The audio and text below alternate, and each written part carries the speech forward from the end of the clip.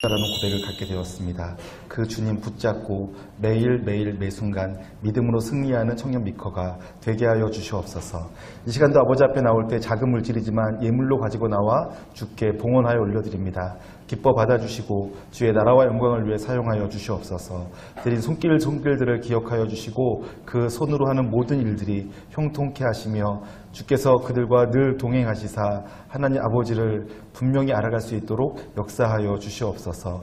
오늘도 함께 말씀 듣기를 원합니다. 말씀 가운데 역사하여 주시고 우리 공동체가 말씀 앞에 정직하게 반응할 수 있게 하여 주시옵소서. 감사드리며 존귀하신 예수님의 이름으로 기도하옵나이다. 아멘. 아멘. 네, 감사합니다. 오늘 또 반가운 사람이 있어요. 일본으로 워킹홀리데이 갔다가 잠시 한국에 방문한 우리 박윤혜 자매 한번 인사해 주시면 우리가 환영하도록 할게요. 네, 윤혜 자매 얼굴 보여주세요. 네, 잘 왔어요. 네, 그리고 오늘 저희 청년 미커 예배에 처음 오신 분들을 주님의 이름으로 환영합니다. 함께 말씀 보도록 하죠. 로마서 8장입니다. 로마서 5장 8절.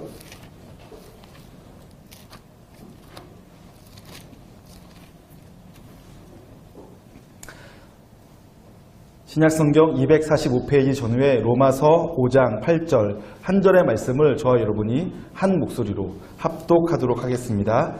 시작. 우리가 아직 죄인 되었을 때에 그리스도께서 우리를 위하여 죽으심으로 하나님께서 우리에 대한 자기의 사랑을 확증하셨느니라. 아멘. 네, 이 말씀을 중심으로 사랑의 확증이라는 제목으로 함께 말씀의 은혜를 나누고자 합니다. 저는 이 말씀을 통해서 저와 여러분에게 그리스도의 사랑이 필요하다는 사실과 그리고 우리 주님께서 우리에게 충분한 사랑을 이미 베풀어 주셨다라는 것을 알게 되길 원하고 그것이 우리를 저와 여러분을 어떻게 온전케 하는지를 경험하게 될 수 있기를 소망합니다.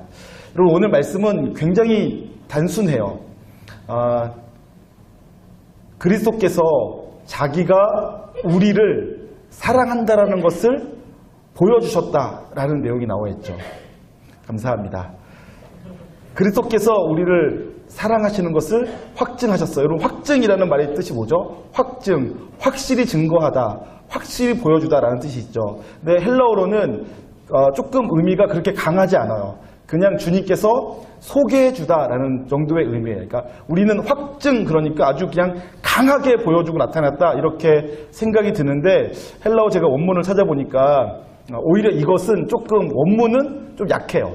그냥 함께 옆에 서다 혹은 그를 소개해주다 이런 정도의 의미가 있더라고요. 저는 그래서 조금 사실 안도했어요. 왜냐하면 우리 하나님께서 우리에게 다른 것은 확증하신 것이 없으세요.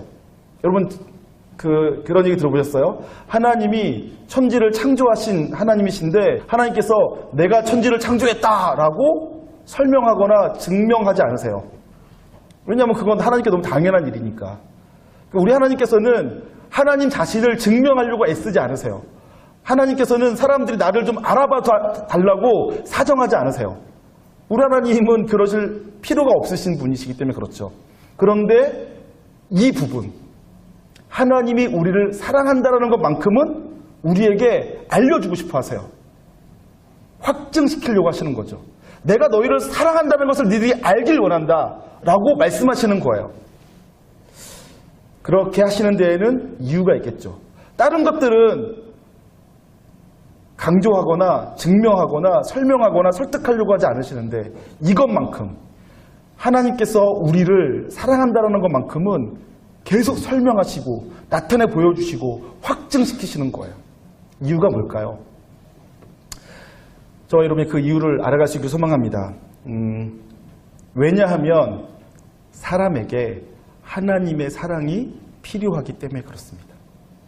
하나님께서 우리를 사랑하시고 그 사랑한다라는 사실을 우리가 믿을 때만 비로소 우리의 삶이 온전케 될 수 있기 때문에 하나님께서는 우리를 사랑하셨고 사랑한다는 그 사실을 우리에게 귀가 어둡고 눈 어두운 우리에게 계속 알려주시는 거예요. 그리고 우리가 그것을 귀 어둡고 눈 어두워 보지 못하고 듣지 못해도 믿음으로 그것에 반응하기 시작할 때 믿음으로 살 때 그 사실을 믿고 믿음으로 살 때 우리 삶 속에 치유와 회복, 온전케 됨이 가능하기 때문에 그렇습니다. 제가 이것을 지금 한 내용이 오늘 설교의 전부예요. 그런데 제가 조금만 설명해 드리도록 할게요. 제가 최근에 충격적인 일을 경험하게 되었어요. 엄청난 충격은 아닌데 저에게는 나름 충격이었어요. 무슨 일이냐면 제가 가족 상담의 필요성을 느껴서 목회를 하다 보니까 이제 가족의 상담의 필요성을 느껴서 가족 상담학과를 사이버 대학으로 듣고 있어요. 지금 이제 4학년 2학기 마지막 학기를 하고 있는데 마지막 학기가 되니까 이제 상담 실습을 하라는 거예요. 수업 내용 중에. 그래서 제가 일단은 내담자 체험을 했어요. 그러니까 내가 서울에 있는 어떤 상담소에 찾아가서 내담자가 되어서 상담을 받는 거예요. 근데 저는 처음에 갈 때 별로 기대를 안 했어요. 왜냐하면 내가 무슨 문제가 있다고 생각하지도 않았기 때문에 그냥 그 수업의 일환으로서 그냥 찾아가서 얘기나 좀 하고 오는 정도로 생각을 했어요. 그래서 편안하게 갔어요. 갔더니 처음에 정말로 상담하시는 분이 편안하게 뭐 수업은 어떠냐 뭐 이런 얘기부터 시작해서 하시더라고요. 그러더니 나중에 질문이 훅 들어오는데 이제 여러 가지 얘기를 하다가 지금 어떤 생각이 드세요? 아니, 어떤 마음이 드세요? 라고 저한테 질문하더라고요. 제가 대답을 했어. 근데 아니 그건 선생님의 생각이고 생각 말고 마음을 얘기해 주세요. 라고 하는 거예요. 그래서 제가 갑자기 내 마음이 뭐지? 하고 제가 모르겠더라고요. 내 마음을 내가 모르겠더라고요. 그래가지고 모르겠는데요. 그랬더니 네, 선생님은 생각은 많으신데 마음이 없으세요. 그러는 거예요. 저 보러. 저 눈물 굉장히 많이 흘리는데요. 아니요, 선생님은 생각은 많으신데 마음이 없어요. 제가 깜짝 놀랐어요. 정말요? 하고서는 또 상담을 계속 하는데 제가 확실하게 알았어요. 저는 정말 그래요. 마음이 없어요. 원인을 찾아가면 굉장히 깊은 뿌리가 있죠. 근데 어쨌든 제가 그렇다는 걸 발견했어요. 그러면서 그분이 저에게 책 한 권을 추천해 주셨어요. 그 책 한 권을 지금 제가 이제 읽고 있는 중인데 가슴이 너무너무 아파요. 저는 제가 건강한 줄 알았어요. 그리고 제가 이 정도면 충분히 잘 산다. 그리고 사람들 중에 나 정도의 문제도 없는 사람이 어디 있겠나 라고 편하게 생각하고 살았는데 근데 책을 읽는 동안에 저에게 물론 제가 상대적으로는 다른 사람보다 잘 살죠. 이 정도면 건강해요. 상담사분도 그렇게 말씀하셨어요. 그런데 문제가 없지는 않더라고요. 제가 책을 읽으면서 보니까 저뿐 아니라 이곳에 앉아 계신 대부분, 아니 정직하게 말하면 모든 사람은 다 문제들을 가지고 있어요. 근데 그 문제들을 드러내지 않죠. 다른 사람에게 보여주지 않고 혹은 자기에게 문제가 있다는 것 자체를 자각하지 못한 채 나는 지금 잘 살고 있어 라고 생각하는 거예요. 심지어는요, 어떤 분은 자기 인생에 있는 어떤 문제, 두려움이나 수치심을 감추기 위해서 혹은 고통을 회피하기 위해서 신앙으로 가는 사람도 있어요. 그러면 아주 모르죠. 교회에서는 신앙생활 정말 열심히 해요. 말씀도 열심히 읽어요. 근데 그것이 하나님을 향한 사랑으로가 아니라 내 삶으로부터 도피하기 위해서 말씀을 읽는 것으로 혹은 기도를 하는 것으로 교회 생활 열심히 하는 것으로 막아놓는 거죠. 감추는 거죠. 그럴 수도 있어요. 어떤 사람은 일로, 어떤 사람은 자기 스스로 깊은 우울감 속으로 빠져들면서 어쨌든 모든 사람들은 다 문제를 가지고 있는 거예요. 사람이 갖고 있는 제일 첫 번째 감정은 혹시 뭔지 아세요? 복음학교를 하신 분들은 창세기에서 선악과를 따먹은 사람이 선악과를 따먹고 난 다음에 제일 첫 번째 경험하는 감정이 무엇인지 아실 수 있어요. 아셔야 돼요. 뭐냐면 두려움이죠. 불안하고 두려워요. 선악과를 따먹은 다음에 불안하고 두려워해요. 근데 사람이 성경에 처음 나타나는 사람의 감정, 느낌이에요. 근데 사람은 꼭 그 성경대로 이 땅에 태어나서 첫 번째 느끼는 감정이 그 불안, 그 두려움이에요. 엄마 뱃속에 있을 때 엄마와 태로 연결되어 있죠. 그래서 엄마로부터 영양분이 공급받고 엄마의 자궁 안에서 안전함을 경험해요. 엄마랑 일치감을 경험하고 있죠. 그랬다가 엄마 몸 밖으로 나와요. 그리고 탯줄이 잘려요. 그러면서부터 불안이 시작되는 거죠. 내가 생존할 수 있을까? 세상에 대한 두려움, 낯선 환경에 대한 두려움, 불안 이런 것들을 제일 먼저 경험하는 거예요. 그리고 나서 성경에서는 두 번째 느끼는 감정이 뭐죠? 창세기 3장을 보면 선악과를 따먹은 다음에 그들은 부끄러워해요. 자기가 벌거벗었음을 부끄러워해요. 수치심을 경험한다고요. 근데 사람이 느끼는, 자연인의 사람이 느끼는 두 번째 감정이자 또 사람 속에 있는 핵심 감정 중에서 부정적인 영향을 끼치는 감정이 그 수치심이에요. 수치심은 내가 부모로부터 충분한 사랑을 받고 있을 때에는 느끼지 못하는데, 그런데 부모가 사람이기 때문에 연약해요. 그래서 배고프다고 울고 부채는데 엄마가 젖이나 우유를 안 주거나, 똥을 싸서 축축해가지고 울고 있는데 엄마가 기저귀를 갈아주지 않거나, 혹은 몸이 아픈데 조치가 취해지지 않을 때, 그때 어린아이가 나는 버려졌나, 나는 사랑받지 못하나, 나는 가치가 없나, 나는 쓸모없나 라는 생각을 하게 되면서 자기 자신을 부끄럽게 생각하는 마음이 들기 시작하죠. 그러면서 그 두 가지 초기에 생기는 감정과 함께 복음학교에서는 하나님과 단절됨으로 인하여서 굶주림이 생긴다고 말씀드렸어요. 사랑받고 싶고 인정받고 싶고 돌봄받고 싶은. 그래서 원래는 하나님으로부터 충분히 공급받았던 것이 타락한 이후에 에덴 동산으로부터 쫓겨남으로부터 그 공급이 끊기니까 굶주림의 상태에 이르게 됐다고 말씀드렸는데, 사람도 똑같이 그것을 경험하게 돼요. 그냥 내버려 두면 외로움을 경험하죠. 그래서 모든 사람이 다 외로워해요. 그래서 이 두려움과 수치심 그리고 외로움들이 결합되어져서 사람을 끊임없이 괴롭혀요. 자기 스스로를 괴롭히기도 하고 다른 사람을 괴롭히기도 하고 서로가 서로에게 상처를 주며 살아가고 있죠. 그래서 이 가운데서 다들 평안한 가운데 계신 것처럼 보여지고 혹은 잘 살고 있는 것처럼 보여지지만, 어떤 사람들은 자기 스스로 말 못한 고통 가운데 살고 있는 분도 계시고, 어떤 분들은 고통을 겪고 있지만 그것을 자각하지 못한 채 살고 계신 분들도 계실 거예요. 그것이 우리의 현실이라는 거죠. 그래서 우리에게는 이 문제로부터 해결되어지는 것이 필요합니다. 제가 또 한 가지 얘기할게요. 제가 자꾸 제 얘기를 하는데, 제 얘기를 하는 것은 제가 어서 주워 들은 얘기를 하는 것이 아니라 이것이 실제라는 것을 보여드리려고 제가 일부러 제가 직접 경험한 거, 1차 자료를 사용하는 것이니까 그렇게 이해해 주시면 좋을 것 같아요. 제가 이번 여름 수련회와 단기 선교가 끝난 다음에 몸이 굉장히 아팠어요. 그냥 감기 몸살, 그리고 뭐 피곤한 정도가 아니라 몸에서 막 이렇게 염증이 생기고 수포가 막 생기고 막 그랬단 말이에요. 저는 그냥 내가 나이 들었나 보다. 내가 좀 이제 나이 들어서 옛날처럼 그렇게 활동하면 이렇게 끝나고 나면 이렇게 몸에 탈이 나는 것보다 간단하게 생각을 했어요.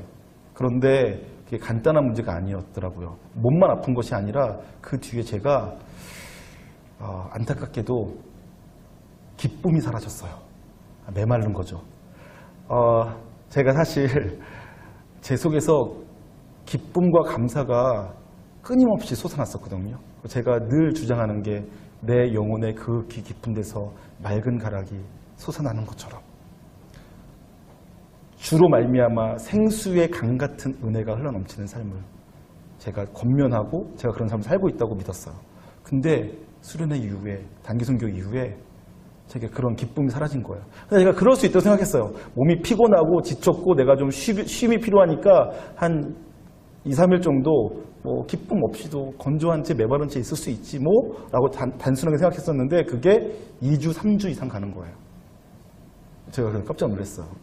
그리고 제가 큐티를 하는데 하루나 이틀 빼먹는 거 제가 그렇게 대수롭게 여기지 않고 그냥 하루 이틀 빼먹을 수 있지 하고 다시 3, 4일차에 다시 시작하면 다시 또 너무 기뻤어요. 말씀을 묵상하는 게. 그렇게 살아왔어요. 그래서 뭐 큐티 하루 빼먹었다고 막 죄책감 느끼고 그럴 정도는 아닌데, 그러나 언제 다시 시작해도 말씀을 읽고 묵상하면 다시 또 기쁘고 다시 또 하나님의 음성을 듣고 하나님의 임재 가운데 막 기쁨으로 찬송하고 막 그랬어요. 그 시간이 너무 즐거웠단 말이에요. 근데 제가 이렇게 단기 선교 이후에 묵상이 귀찮게 느껴지더라고요. 제가 묵상을 안 하는 거예요. 3, 4주 계속. 제가 하루 이틀 안 하는 건 있었어도 3, 4주 이렇게 안 한 적이 없었는데 그렇게까지 안 하는 거예요. 그러니까 묵상하는 것을 제가 귀찮아하는 거예요. 깜짝 놀랐죠. 더 심각한 게 있어요. 제가 설교 준비하려고 그럴 때는요. 설교를 준비할 때는 너무 행복했어요. 설교 준비하려고 제가 말씀을 이제 읽고 묵상한 다음에 이제 그걸 가지고 하나님께 나아가요. 이렇게 오늘 말씀같이 우리가 아직 죄인 되었을 때 그리스도께서 우리를 위해 대신 죽으심으로 우리에 대한 자기의 사랑을 확증하셨다. 이 말씀을 가지고 제가 하나님께로 딱 나아가면요. 하나님께서 제게 계속 하나님의 마음을 제게 막 알려주시는 것 같아요. 계속 하나님의 음성이 들리는 거죠. 그래서 제가 설교를 할 때에는 내가 수없이 들은 그 메시지 중에서 요번에는 뭘 전해야 될까? 가지고 잘라내는 게 더 많았어요. 할 말이 너무 많은데 그 중에서 오늘은 요만큼만 전해야겠다. 지금 우리 청년부에게는 요 정도 전달하면 충분할 것 같다. 이렇게 나머지는 다 자르는 작업을 하는 게 더 힘들었단 말이에요. 그래서 제가 그걸 실패했을 때 설교 내용이 너무 많아가지고 사람들이 막 복잡했어요, 어려웠어요, 막 이렇게 얘기하는 거죠. 더 단순하게 설교하는 게 필요했는데 그런데 이제 그 기간 동안에 제가 설교 준비하려고 그러는데 일단 첫 번째로 설교 준비 자체가 귀찮게 느껴지더라고요. 두 번째로 설교 준비하려고 말씀을 가지고 나가는데 아무런 음성이 안 들려요. 마음에 감동이 전혀 없는 거예요. 깜짝 놀랐어요. 그래서 제가 여러분들은 못 느끼셨을지 모르겠는데 지난주 전부터 그러니까 지지난주까지 제가 말씀을 전하는데 너무 힘들었어요. 지난주에 다시 제가 회복이 된 거죠. 제가 왜 그랬냐 가만히 보니까 저는 상처받지 않는 사람이라고 늘 주장했어요. 사람들은 내게 상처를 주려고 하지만 원인을 제공하지만 나는 원인을 제공하는 사람들에게 내 감정을 빼앗기지 않겠다. 내 감정은 내 감정이다. 누가 나에게 무슨 말을 해도 나는 그들에게 내 감정에 대한 주도권을 넘기지 않겠다. 제가 이렇게 생각을 했어요. 그리고 제가 웬만하면 상처받지 않고 어떤 일을 만나도 제가 그냥 담대히 웃으면서 넘어갔어요. 그런데 그럴 수 없는 일들이 있더라고요. 제가 한 80, 90%의 일들은 다 그냥 웃으며 넘어가고 했는데 그럴 수 없는 일이 제게 있어요. 웃으면서 넘어갈 수 없는 일. 그런 일이 있더라고요. 저의 약점이겠죠. 내가 더 이상 양보할 수 없는 일, 타협할 수 없는 일. 내 딴에 내 기준이 있는데 내가 최대한 양보해도 더 이상 양보할 수 없는 말하자면 마지노선이 있었는데 그 마지노선이 깨지는 것 같은 느낌을 받을 때 제가 확 무너지는 거죠. 그러니까 마음이 그렇게 막 무너져서 마음이 건조해졌어요. 그런데 몸이 막 아픈 거예요. 아무것도 하기가 싫어요. 그렇게 되는 거죠. 제가 지금 드리는 말씀은 뭐냐면 사람이 그렇게 약하다 하는 거예요. 사람이 다들 강한 줄 알고 다들 온전한 줄 알고 괜찮은 줄 알지만 우리 모두 다 연약함들을 가지고 있어요. 아직 완성되지 않아서 자라가고 있는 과정 중에 있는 거죠. 세상에 살고 있는 모든 사람들은 다 온전하지 않을 뿐만 아니라 약해요. 그리고 상처와 아픔을 다 가지고 살고 있어요. 그래서 그것들이 치유되지 않으면 열심히 살았으나 공허하고 삶의 의미를 느끼지 못해서 재미없어지고 그리고 혹은 열심히 살지조차 못하는 의욕 자체를 잃어버린 그런 삶을 살 수도 있어요. 심지어는 악화되어서 무너져 가기도 하죠. 점점점 우울증상을 느끼며 망가져가는 사람도 생기는 거예요. 사람들은 그만큼 약해요. 그러한 우리 사람들의 문제가 해결되려면 필요한 것이 바로 사랑이에요. 근데 여러분 잘 생각해 보세요. 제가 두 번째 드리고 싶은 말씀인데 여기에 있는 사람들 여러분들이 교회에서건 혹은 학교에서건 직장에서건 훌륭하다고 생각하는 사람, 성숙하다고 생각하는 사람을 만나서 교제해 보시면 알게 되실 거예요. 그 사람이 내게 조금의 위로와 기쁨을 줄 수 있을지 모르지만 내게 영원한 만족을 줄 수는 없어요. 연인을 만나게 되실 거예요. 사랑하는 사람을 만나게 되실 거예요. 반드시 만나실 것입니다. 믿으시길 바라요. 반드시 여러분에게는 사랑하는 사람이 생길 거예요. 어쩔 때는 그 사람을 위해서 내가 목숨을 바칠 수 있을 정도로 사랑한다고 느껴지는 사람도 만날 수 있을 거예요. 그런데 그 사람도 여러분을 온전히 충족시켜 줄 수가 없어요. 사람으로는 사람의 갈증을, 사람의 외로움을, 사람의 두려움과 수치심을 없애줄 수가 없어요.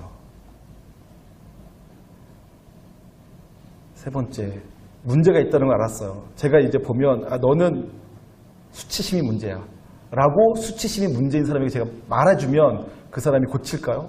못 고치더라고요. 제가 해본 적도 있어요. 너는 이러 해가지고 이게 문제잖아. 너 수치심 고쳐 라고 했더니 그 친구가 더 수치스럽게 느끼고 안 오더라고요. 문제를 지적한다고 고쳐지는 게 아니고 문제를 안다고 해결되는 게 아니에요. 두려움을 갖고 있는 사람한테 두려워하지 마! 두려워 말하고! 하고 최면을 걸듯이 말한다고 그가 두려움이 사라지는 게 아니더라는 거죠. 그의 삶에 문제가 해결되어져야 돼요.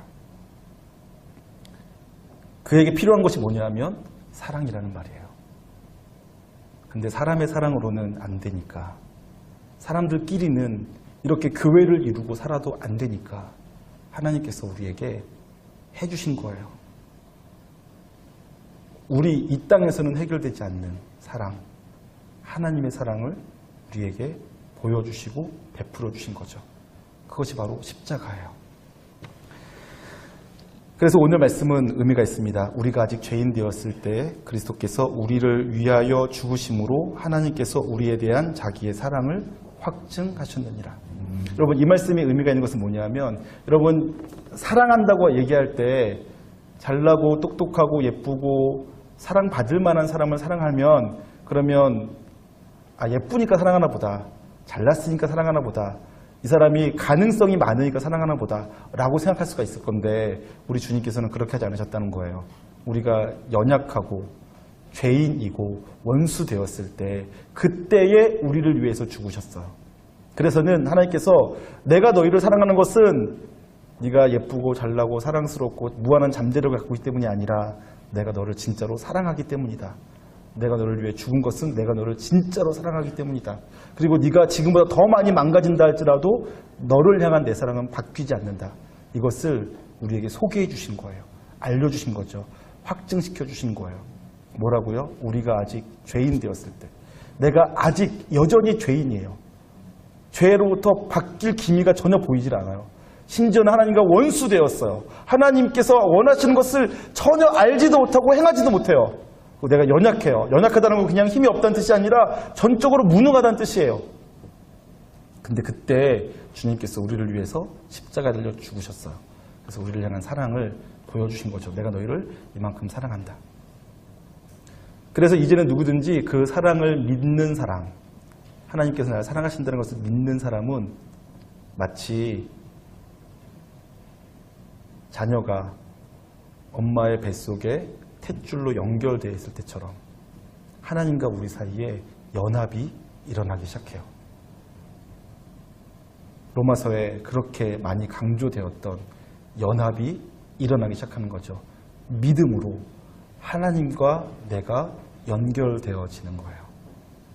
그래서 마치 자녀가 갓난아기, 태아가 엄마 뱃속에서 탯줄로 연결되어져 부모로부터 공급받으며 안전함을 느꼈던 것처럼, 엄마 복중에서의 평안을 누렸던 것처럼 사람이 하나님과 연결되어져 하나님의 공급을 경험하며 더 이상 두려움이 없는, 그리고 하나님께서 나를 사랑하신다는 확신으로 인해 더 이상 수치심을 느낄 필요가 없는, 그래서 나를 부정적으로 이끌어가는 모든 감정들과 모든 내 삶의 영향력으로부터 자유케 되어지는 것을 경험하게 되시는 것입니다. 주님께서는 우리에게 그것을 위해서, 우리가 세상에서 경험하게 됐던 모든 부정적인 감정들과 모든 부정적인 영향력으로부터 벗어나 진짜 진리 안에서의 자유를 누리게 하시기 위해서 십자가를 통해서 우리에게 자기에 대한 사랑을 확증해 주신 것입니다. 저와 여러분이 그것을 믿고 이 원리대로 주의 사랑이 얼마나 큰지, 우리 하나님이 나에게 얼마나 선하신 분이신지, 그리고 그 하나님께서 그래서 나를 위해서 얼마나 놀라운 일을 지금도 실제로 하고 계신지를 믿으며 반응하기 시작할 때 저와 여러분의 삶이 실제적인 변화가 일어나기 시작하실 것입니다. 믿으시기 바랍니다. 그래서 한 가지 얘기만 더 하고 마치도록 할게요. 저는 많이 들었어요. 어떤 얘기를 많이 들었냐 하면 자기가 주님을 위해 헌신된 삶을 살았는데 그런데 어느 날 쌀이 떨어졌다. 하나님께 쌀 떨어져서 하나님 저 쌀 좀 주세요 기도했더니 하나님 쌀 주시더라. 이런 얘기 제가 많이 들었어요. 신학교 다닐 때 워낙 가난한 사람들이 많아가지고 그런 얘기 많이 들었어요. 그리고 제가 책에서도 몇 번 봤어요. 어떤 사람이 고아원을 하고 있는데 고아원 아이들에게 먹일 음식이 없어서 하나님께 기도했더니 갑자기 하나님께서 여러 사람들의 마음을 감동해서 빵과 음식을 갖다 주시더라. 이런 얘기를 많이 들었어요. 그래서 제가 그 얘기가 제게 실제가 될지를 제가 몰랐어요. 왜냐하면 저는 부족함이 없었거든요. 그래서 제가 하나님께 뭐 좀 달라고 기도한 적이 없었어요. 근데 제가 그런 상황에 처하게 됐어요. 이미 나눈 적이 있었는데 제 인생에 갑자기 어려운 일이 찾아왔고 어렵다 하다가 그렇게 어려워져서 진짜로 쌀이 떨어진 거예요. 쌀이 떨어졌는데 그 쌀 10kg, 그러니까 2, 3만 원으로 쌀 살 돈이 없었어요. 우리 집에. 그럴 수밖에 없죠. 뭐 교육전사 사례비가 60만 원, 65만 원인데 아들 둘 낳고 아내는 그 아들 키우냐고 돈 밖에 나가서 벌 수가 없고, 근데 분유값은 한 통에 3만 원, 4만 원씩 하고 기저귀값 뭐 하고 뭐 생활 우리 먹고 살고 하면 매달이 마이너스더라고요. 진짜로 돈이 떨어져서 쌀도 떨어진 거예요. 저희 아내가 새벽 기도 가는 저한테 쌀 좀 달라고 기도 좀 하라고 했는데 제가 여태까지 그런 기도 한 번도 안 해봐가지고 그런 기도 어떻게 하냐, 쌀 없어도 잘 견디겠다고 기도하마 라고 제가 큰 소리 치고서는 가서 기도했어요. 그래서 평소 하던 대로 기도했어요. 하나님의 영광을 위해 기도했어요. 세계 선교를 위해 기도했어요. 이 나라 민족을 위해 기도했어요. 정치, 경제, 사회, 문화, 법률, 교육을 위해 기도했어요. 교회를 위해 기도했어요. 담임목사님과 부교육자들과 당회원들과 모든 성도들을 위해 기도했어요. 내가 맡고 있는 부서를 위해 기도했어요. 저희 가족을 위해 기도했어요. 저희 친구들을 위해 기도했어요. 그리고 나를 위해 기도했어요. 그 당시엔 제가 큰 데서부터 점점 좁혀오는 기도를 했어요. 기도하면 40분에서 50분 정도 걸려요. 이렇게 제가 하던 대로 기도한 다음에 이제 일어나려고 봤더니 이제 성도들이 다 나갔어요. 저 혼자 남았던 거죠. 그랬는데 제가 아내가 했던 말이 떠올라가지고 그냥 가려다가 하나님께 지나가는 말로 기도했어요. 하나님 저희 집 쌀 떨어졌다는데 쌀 좀 주세요 라고 제가 기도했어요. 그리고서는 예수님의 이름으로 기도합니다 아멘 하고 일어섰는데 내 옆에 쌀봉투가 있더라고요. 제가 깜짝 놀랐어요. 쌀봉투가 있을 때 10kg짜리인가 20kg짜리인가 아마 10kg짜리였던 것 같아요. 10kg짜리. 제가 만약에 기도를 시작할 때부터 주여 우리 집에 쌀이 떨어졌나이다 라고 했으면 그 기도를 들은 어떤 분이 궁일이 여겨서 자기 집에 사놨던 쌀을 가지고 올 수도 있는데 그런 게 아니라 제가 맨 마지막에 했어요. 그리고 제가 저 스스로도 부끄럽게 여겨서 조용히 속삭이듯이 아마 소리가 안 났을 거예요. 속으로 기도했던 것 같아요. 그러니까 누가 듣고선 갖다 준 건 전혀 아니에요. 근데 저희 집에 살 떨어진 것을 어떻게 누군가의 마음을 하나님께서 감동시키셔서 그렇게 기도할 때까지 기다리셨다가 기도를 하는 그날 제 옆에다가 쌀을 놓고 가시게 하시더라고요. 10kg 쌀 봉투 요만한 거 갖다가 무슨 우리 집 삶이 좋아진 건 전혀 아니에요. 여전히 우리 집은 어려웠어요. 근데 하나님께서 위로해 주시는 거죠. 어떤 분이 중등부, 제가 그때 중등부랑 유년부 지도했는데 중등부 선생님 한 분이 저보고 큐티 좀 하세요. 전사님 그러는 거예요. 기분 되게 나쁘더라고요. 저보고 큐티하라 그러다니 평생 큐티하고 살아왔는데 그래가지고 큐티 좀 하시라고 하는 말 듣고서는 받았어요. 그래가지고 네 알겠습니다. 그래도 제가 기분 나빴지만 제가 이렇게 감정 처리를 제가 잘하잖아요. 그래가지고 웃으면서 네 알겠습니다. 큐티 해야죠 하고서는 받아가지고 집에 가가지고 큐티 책을 펼쳤더니 거기에 50만 원 들어있더라고요. 50만 원 가지고 뭐 살림 핀 건 아니에요. 근데 그러한 이유로 계속 그런 애들이 있어. 그냥 하나님께서 먹여주시는 거죠. 입혀주시는 거죠. 그것 때문에 뭐 살림 피고 뭐 우리가 부자가 되고 그런 건 전혀 아닌데, 제가 그때 가슴이 따뜻하고 그다음에 제 인생이 너무너무 힘든 거 어려운 시기였는데 다시 용기를 얻게 됐어요. 하나님께서 나를 사랑하시는구나. 하나님께서 나와 함께 하시는구나.